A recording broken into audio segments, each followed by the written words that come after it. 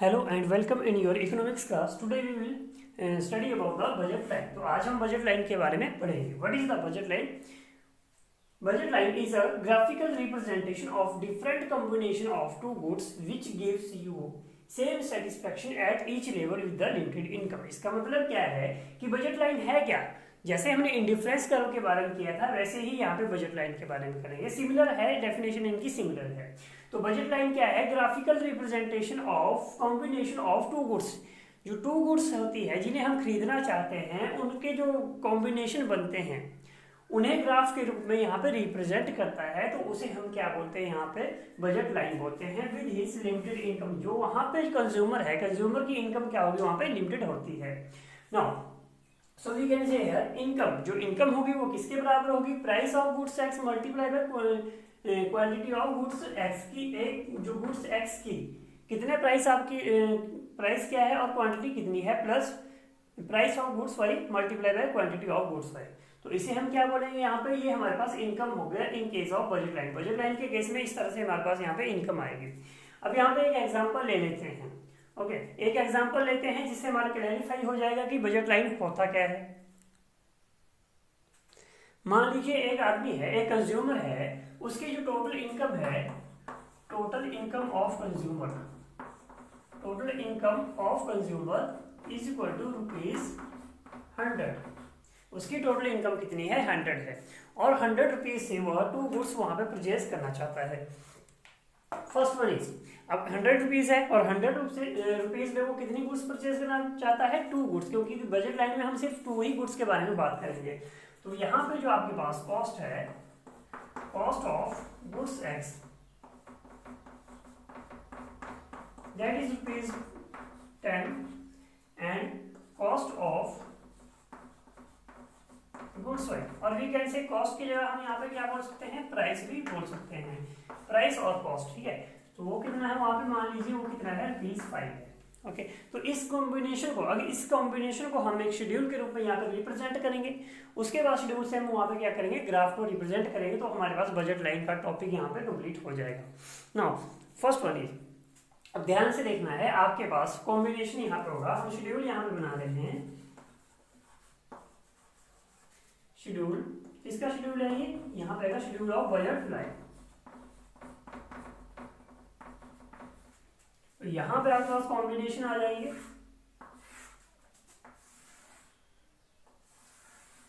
Okay, तो budget line में first of all यहाँ पे क्या आ जाएगा आपके पास? कॉम्बिनेशन। यहाँ पे गुड्स एक्स की बात कर लेते हैं और वहां पे गुड्स वाई। ध्यान से देखना है। अब फर्स्ट ऑफ ऑल हम यहाँ पे कॉम्बिनेशन ले लेते हैं। फॉर एग्जांपल हम ले लेते हैं यहाँ पे 6 कॉम्बिनेशन ले लेते हैं। P Q R S T and U, 1 2 3 4 5 6। Okay, 6 combination मैंने ले लिया। अब ध्यान से देखना है, जो कंज्यूमर है उसकी इनकम कितनी है? 100। अगर वह मान लो वो सारी की सारी इनकम अपनी गुड्स वाई के ऊपर लगा देता है, मतलब कि वो गुड्स एक्स की कोई भी क्वांटिटी नहीं खरीदना चाहता है और वो सिर्फ यहाँ पे गुड्स वाई की ही क्वांटिटी खरीदना चाहता है। गुड्स एक्स की 0 और गुड्स वाई, मतलब कि पूरे 100 रुपए से क्या परचेज करना चाहता है? वो गुड्स वाई। तो गुड्स वाई एक जो है, एक वहाँ पे यूनिट उसकी 5 रुपीज की है, तो 100 में कितनी आएगी? 20 यूनिट आ जाएगी। तो यहाँ पे कितना आ जाएगा? 20। अब मान लो वह जो है दूसरे कॉम्बिनेशन में, दूसरे उसके पास ऑप्शन है कि वो गुड्स एक्स की 2 यूनिट खरीदे। ध्यान से देखना है, 2 यूनिट वो गुड्स एक्स की खरीदे। यहाँ पे जो गुड्स एक्स है उसकी कॉस्ट कितनी है? 10। मतलब कि एक चीज को खरीदा तो 10 रुपीज में, 2 थिंग्स को खरीदेगा तो कितना आएगा वहां पे? 20। ओके, तो 20 मतलब उसने 100 में से 20 रुपीज यहाँ पे खर्च कर दिए। उसके पास यहाँ के लिए कितने बचे? 80 रुपीज बचते हैं। और गुड्स वाई की जो 1 यूनिट की कॉस्ट कितनी है? 5। तो यहाँ पे हम डिवाइड करेंगे, कितना आ जाएगा? 16। ओके, तो फर्दर ये आगे चलेगा। अब मान लो यहाँ पे हमने गुड्स एक्स की 2 यूनिट परचेज की। नेक्स्ट कॉम्बिनेशन में हम यहाँ पे 4 यूनिट परचेज करना चाहते हैं। गुड्स एक्स की 4 यूनिट परचेज करना चाहते हैं, तो वहां पे वो कितनी आ जाएगी हमारे पास? यहाँ पे 12 आ जाएगी। कैसे आएगी? बिकॉज अगर आपने 100 में से 40 रुपीज़ यहाँ पे खर्च कर दिए, तो वहाँ के लिए तो 60 बचा। तो 60 रुपीज़ में आप अगर एक यूनिट की कॉस्ट 5 है तो आप कितनी खरीद सकते हो, यहाँ पे 12 खरीद सकते हो। डिवाइड कर लेंगे जैसे यहाँ पे किया है। फिर उसके बाद यहाँ पे कॉम्बिनेशन को थोड़ा बड़ा कर लेते हैं, AQRSTU। नेक्स्ट कॉम्बिनेशन क्या है, जैसे 0 2 4। उसके बाद यहाँ पे मान लो हमने यहाँ पे 6 कर लिया, ठीक है, हमने 2 यूनिट और यहाँ पे परचेज कर लिया, तो वहां पे उसके पास जो है, ध्यान से देखना, अगर यहाँ पे 6 एक्स की कॉस्ट कितनी 10, मतलब कि आपने यहाँ पे 60 रुपीज़ लगा दी, तो वहाँ के लिए 40 बचे। और 40 रुपीज़ में आप कितने खरीद सकते हो, 40 डिवाइड बाई 5, यहाँ पे कितना रहेगा 8। नेक्स्ट कॉम्बिनेशन में क्या है कि अगर वहाँ पे 6 के लिए वो क्या कितना करता है, 2 और इंक्रीज करता है, 8 कम, मतलब कि वो गुड्स एक्स की 8 क्वांटिटी परचेज करता है, तो 80 रुपीज़ यहाँ पे खर्च होगी, क्योंकि एक गुड्स एक्स की कॉस्ट कितनी है आपके पास 10, और आप 8 को खरीदते हो वहाँ पे, तो कितना आएगा 80। अगर आप 8 यूनिट को परचेज करते हैं तो 80 आ जाएगा, 20 बचता है, तो 20 में आप गुड्स वाई कितना खरीद सकते हो 4। नेक्स्ट कॉम्बिनेशन क्या है, अब यहाँ 8 से कम, मान लीजिए आपने इसकी 10 यूनिट परचेज करनी है, तो एक यूनिट पे आप 10 रुपीज़ करते हो, तो 10 पे कितना होगा 100, मतलब कि उसके लिए वहाँ पे कुछ भी नहीं बचेगा, वहाँ पे उसकी गुड्स वाई की कॉम्बिनेशन कितना आएगा 0 क्वांटिटी उसकी आ जाएगी। तो ये हमारे पास इस तरह से शेड्यूल यहाँ पे बनेगा। Now come to the graph. तो हम यहाँ पे इसका डायग्राम बना लेते हैं। यहाँ पे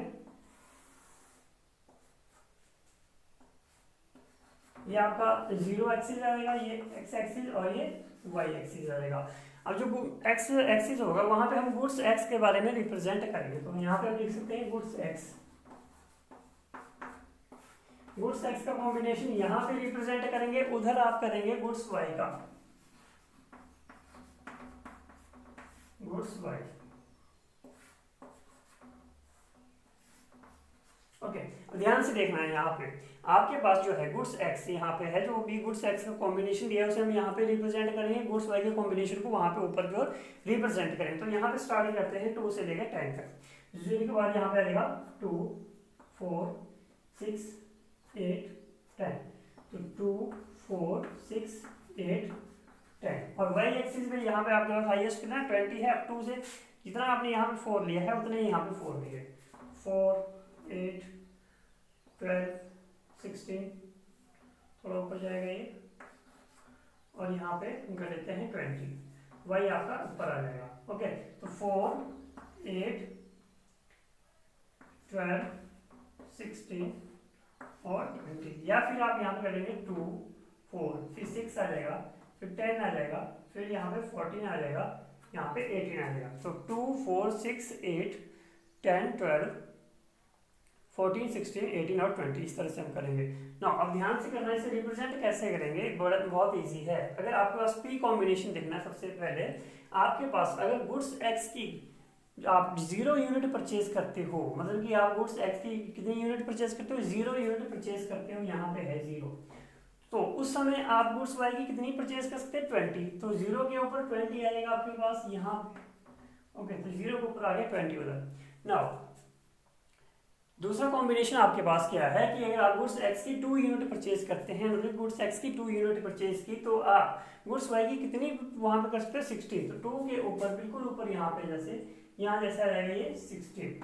देन उसके बाद अगर आप गुड्स एक्स की 4 यूनिट परचेज करते हो तो गुड्स वाई की कितनी होगी 12, तो गुड्स एक्स यहाँ 4 है, 4 के ऊपर 12 कहाँ आएगा, यहाँ पे 12 के बिल्कुल सामने 4। ओके, उसके बाद अगर आप गुड्स एक्स की 6 यूनिट परचेज करते हो तो गुड्स वाई की कितनी होती है 8, तो 6 के ऊपर यहाँ पे और 8 के बिल्कुल सामने यहाँ जैसे आ जाएगा। उसके बाद 8 यूनिट पे गुड्स एक्स की अगर आप 8 यूनिट खरीदते हो परचेज करते हो तो गुड्स वाई की कितनी आती है 4, तो 8 के ऊपर यहाँ आ जाएगा आपके पास 4। देन 10 यूनिट पे कितना है, यहाँ पर 10 यूनिट है तो 0 है, मतलब कि 10 यूनिट अगर आप गुड्स एक्स की 10 यूनिट खरीदते हो तो आपके लिए तो गुड्स वाई को खरीदने के लिए पैसा ही नहीं बचा, क्योंकि आपने 100 रुपीज़ में ही सब कुछ परचेज करना है, तो यहाँ पे कितना रहेगा 0। ध्यान रखना है इस क्वेश्चन में, जैसे आपके पास इनकम 100 है तो 100 से ऊपर आप वहाँ पे कुछ भी नहीं खरीद सकते, क्योंकि आपके पास सिर्फ 100 रुपीज़ है और आप मार्केट में गए हो, तो आपने गुड्स एक्स को भी खरीदना है, गुड्स वाई को भी खरीदना है, तो आपके पास ऑप्शन इस तरह से है। ओके, अब हम इसे क्या करते हैं, यहाँ पे ड्रॉ कर लेते हैं, इसे ज्वाइन कर लेंगे यहाँ पे। ओके, इसे ज्वाइन कर लिया हमने, तो जो ये लाइन हमारे पास बनी है उसे हम क्या बोलेंगे यहाँ पे, बजट लाइन बोलेंगे, that will be called budget line. तो बजट लाइन का जो दूसरा नाम है, इसे हम अदर नेम, जो इसका अदर नेम है that is price line, price line. तो या तो आप इसे बजट लाइन बोलेंगे या फिर हम इसे क्या बोलेंगे, प्राइस लाइन बोलेंगे। तो इस तरह से ये हमारे पास जो बजट लाइन है वो क्या करता है, budget line is the graphically representation of combination of two goods which gives you same satisfaction. जो हमारे पास कोई भी टू गुड्स है, मान लो हम मार्केट जाते हैं, मार्केट में हमारे पास दो ऑप्शन है कि हम या तो ऑरेंज को परचेज करते हैं, एग्जांपल लेते हैं, ऑरेंज को परचेज करेंगे या हम बनाना को परचेज करेंगे। तो हमारे पास इस तरह से कॉम्बिनेशन बनेंगे, लेकिन हमारे पास जो यहाँ पे इनकम होगी, इनकम लिमिटेड होगी, मतलब कि आप इनकम को बढ़ा घटा नहीं सकते, आपके पास वहाँ पे 100 रुपीज़ ही है। ओके, सो इस तरह से हम यहाँ पे इसे रिप्रेजेंट करेंगे। Now we have to discuss about the properties of budget line. अब बजट लाइन की जो प्रॉपर्टीज होती है उसे हम यहाँ पे डिस्कस कर लेते हैं। तो जो प्रॉपर्टीज है उसे हम यहीं से डिस्कस करेंगे। Okay, so we can write है properties of budget line, properties. So number one properties क्या हो जाएगी, इस प्रॉपर्टी का मतलब फीचर्स क्या होते हैं, इसको देख के लगता क्या है। फर्स्ट वन इज, जो आपका फर्स्ट यहाँ पे आपके पास इसकी प्रॉपर्टी आएगी, that will be it is a straight line. So we can write है it is a straight line. और जो हमने इंडिफरेंस कर्व और अदर जो हमने कर्व किए थे उसमें क्या होता था कि आपके पास या तो ऐसा सा ग्राफ बनता था, ओके, ऐसा सा आपके पास ग्राफ बनता था, वहां पे तो वो तो स्ट्रेट लाइन नहीं, वो तो कर्व होता था, ठीक है। लेकिन ये स्ट्रेट लाइन है, ये स्ट्रेट लाइन है क्यों स्ट्रेट लाइन है, बिकॉज ऑफ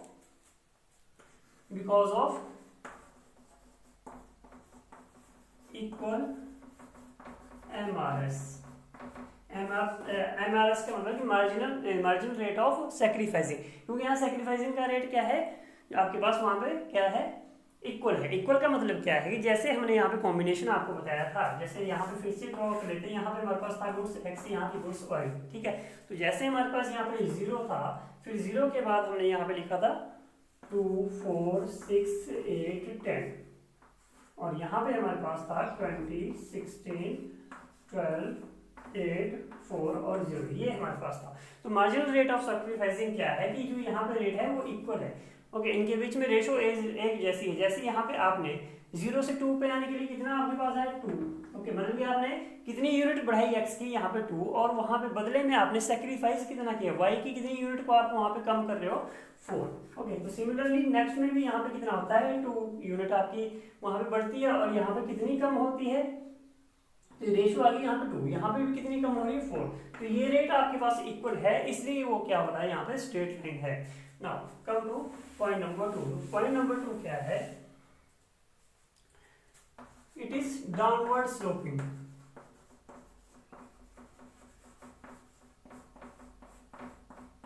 डाउनवर्ड स्लोपिंग मतलब कि ये ऊपर से नीचे की ओर स्लोपिंग है, ऐसे नहीं ऊपर से नीचे की ओर आती है। ऐसा क्यों है, because of the inverse relation of two goods.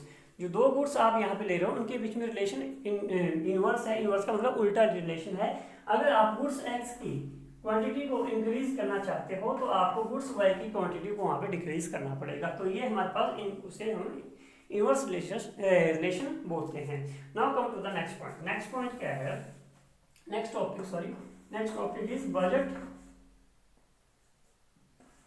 Budget map और बजट सेट। तो बजट मैप और बजट सेट का मतलब क्या होगा, बजट मैप का मतलब मीनिंग है कि if we represent many budget lines on a single graph, कि जैसे मैंने यहाँ पे ग्राफ बनाया, यहाँ पे एक ये हो गया मेरे पास, ये बजट लाइन हमारे पास गिवन है, ओके। अगर सिंगल गिवन है तो उसे हम बजट लाइन बोलेंगे, लेकिन अगर हमारे पास एक से ज़्यादा बहुत सारे ग्राफ यहाँ पे रिप्रेजेंट करते हैं तो उसे हम बजट मैप या बजट सेट बोलते हैं। Now come to the next topic, that is the budget change in budget line, कि बजट लाइन में चेंज कैसे होता है। Now change in budget line. अब बजट लाइन में चेंज है वो 2 रीजन के कारण होता है। फर्स्ट वन, तो एक रीजन आपके पास क्या है कि change in income of consumer, change in income of consumer, कि जो आपके पास कंज्यूमर है, जो आपके पास गुड्स को परचेज करता है, उसकी इनकम में चेंज आता है। चेंज का मतलब है कि आपकी जो इनकम है वो बढ़ भी सकती है, इंक्रीज भी हो सकती है, घट भी सकती है, मतलब कि डिक्रीज भी हो सकती है। तो उस केस में यहाँ पे एक रीजन तो हमारे पास ये है। Other reason is change in the price of commodity, change in price,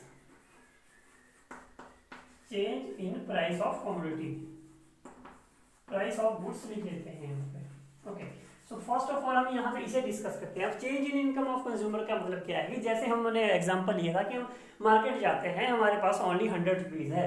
अब वो 100 से अगर तो वो 100 से 200 हो गए। फॉर एग्जांपल यहाँ पे पहले एक एग्जांपल लेते हैं। यहाँ पे पीपीसी सॉरी यहाँ पे हम यहाँ पे बजट लाइन को ड्रॉ कर लेते हैं। ये आपका जीरो एक्सिस होगा, ये एक्स, और यहाँ पे क्या हो जाएगा, वाई एक्सिस हो जाएगा। अब मान लो जैसे हमारे पास बजट लाइन फर्स्ट में ये हमारे पास गिवन है बजट लाइन, ठीक है। अगर तो जो इनकम है वो बढ़ती है, जैसे मान लो आपको 100 रुपीज गिवन थे, अब आपको यहाँ पे 200 रुपीज गिवन हो जाते हैं, मतलब कि आपके पास ज्यादा वहां पे रुपीज दे दिए जाते हैं। तो ऑब्वियसली बात है परचेज आपने 2 ही गुड्स करनी है।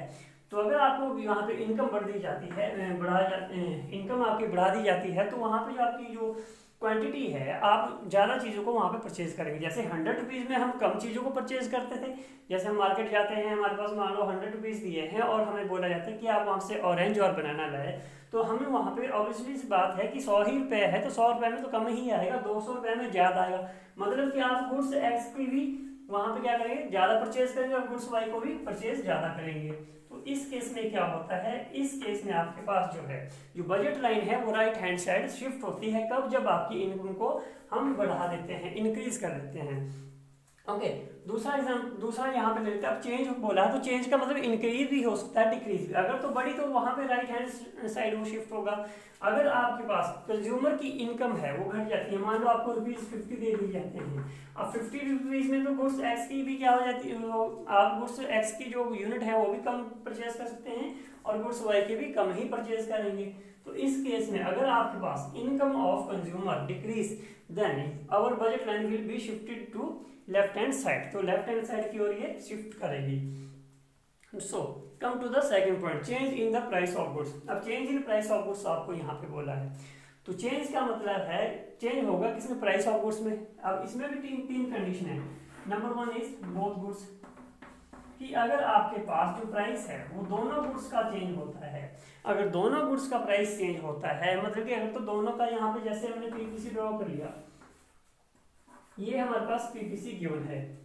अब बोला क्या कि दोनों गुड्स का प्राइस जो आपके पास बढ़ता है, मान लो आपके पास जो किसी भी गुड्स का प्राइस बढ़ जाता है, कोई चीज़ 100 रुपये की वो 200 की हो जाती है, तो उस केस में क्या होता है कि आप उस जो आपके पास जो क्वांटिटी जो गुड्स है उसे हम कम खरीदते हैं। मान लो अगर आपके पास जो टोमेटो है, टोमेटो अगर आपके पास 50 रुपीज़ से 100 रुपीज़ पर किलो हो जाते हैं, तो हम उसे कंज्यूम करना कम कर देते हैं, मतलब उसकी हम कम क्वांटिटी परचेज करते हैं। दोनों गुड्स बोला है, तो अगर गुड्स एक्स की यहाँ पे प्राइस बढ़ जाएगी और गुड्स वाई की भी प्राइस बढ़ जाएगी, तो उस केस में हम उसकी क्वांटिटी को परचेज करना कम कर देंगे। तो हमारे पास जो है जो बजट लाइन थी वो लेफ्ट हैंड साइड शिफ्ट कर देगी।